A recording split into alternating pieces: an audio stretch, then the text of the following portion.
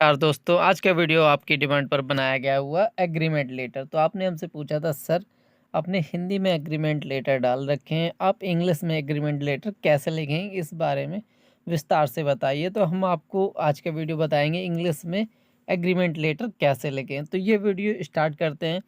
यदि हम किसी प्रकार का कोई भी एग्रीमेंट लिख रहे हो तो उसको लिखने के लिए हमें कम से कम 100 रुपये यानी 100 रुपये के स्टाम्प पेपर की ज़रूरत पड़ती है।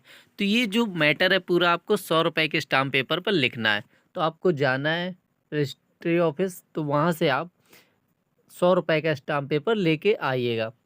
जब आप स्टाम्प पेपर ले आएंगे तो उसके बाद आप उस पर क्या लिखेंगे ये मैटर है आपका।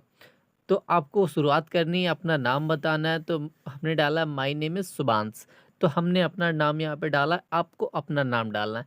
आई एम रेजिडेंट ऑफ, तो आप जिस जगह रहते हो उस जगह का पता डाल देना है आपको।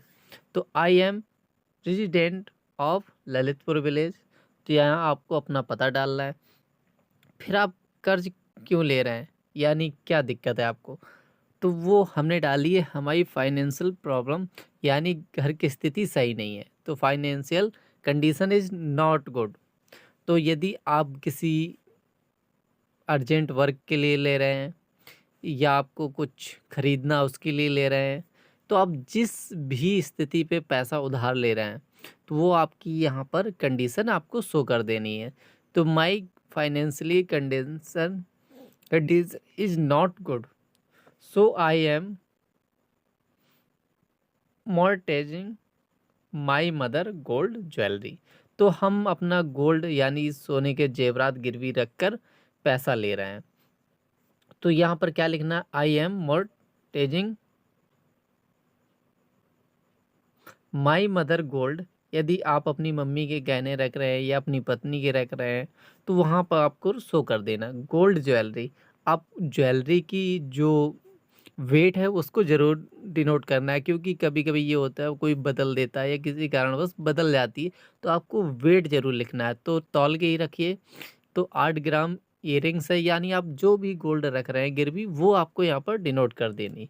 टू किसको रख रहे हैं आप, उसका नाम और उसके पिता का नाम, वो कहाँ का रहने वाला है, अब उससे आप कितना अमाउंट ले रहे हैं और आप कितने की ब्याज दे रहे हैं, यानी ब्याज को भी डिनोट करना है आपको कि 1%, 2%, 3%, 4%, 5%, 6% या 10% तक जितने की भी आप ब्याज ले रहे हो। फिर नीचे से लिखना है आपको, if I am not able to pay. ये जब हम गोल्ड रखते हैं गिरवी तो गोल्ड की अमाउंट एक फ़िक्स होती है, और जो हम लेते हैं यदि वो उस अमाउंट से वो बढ़ेगा तो वो गोल्ड आपका उसी पे ख़त्म हो जाएगा। यानी वो 2 साल हमारी जो मनी ले रहे हैं 1 लाख, उसकी ब्याज शायद जो हमारा गोल्ड है उसकी रकम के बराबर आ जाएगा, तो वो उनका हो जाएगा। तो यहाँ पर क्या लिखना है, if I am not able to pay repay the entire amount among with interest within 2 years. यदि हम 2 वर्ष में 3 वर्ष के लिए जितने की आप लिए उधार ले रहे हैं वो आपको यहाँ पर साल डाल देनी।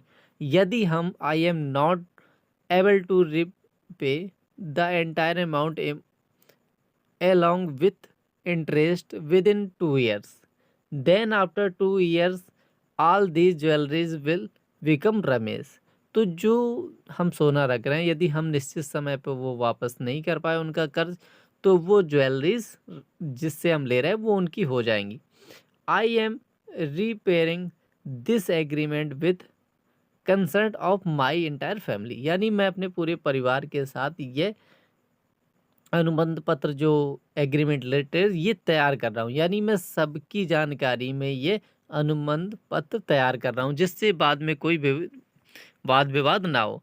इसके बाद डेट ज़रूर डाल देनी है आपको, जिस डेट को एग्रीमेंट लिख रहे हैं वहाँ पे मोस्ट इम्पॉर्टेंट है, आपको डेट डालना ज़रूरी है, बिल्कुल ज़रूरी है। इसके बाद आपको अपने सिग्नेचर कर देने हैं, जो रख रहा है उसके सिग्नेचर करवा लेने हैं। इसके बाद जो विटनेस है यानी गवाह हैं उनके भी सिग्नेचर आपको करवा लेने हैं। तो विटनेस के सिग्नेचर मिल जाए तो बहुत ज़रूरी है, अपने दोनों लोगों के सिग्नेचर और डेट। तो इस प्रकार का आपका ये एग्रीमेंट लेटर तैयार होता है। यदि आपको पसंद आया हो तो चैनल को सब्सक्राइब कर दीजिएगा। यदि आप भी किसी मैटर पे कोई भी लेटर, एप्लीकेशन या कुछ भी पढ़ाई से संबंधित पूछना चाहते हैं तो कमेंट करके ज़रूर बताइए। मिलते हैं नेक्स्ट वीडियो में, तब तक के लिए बाय बाय।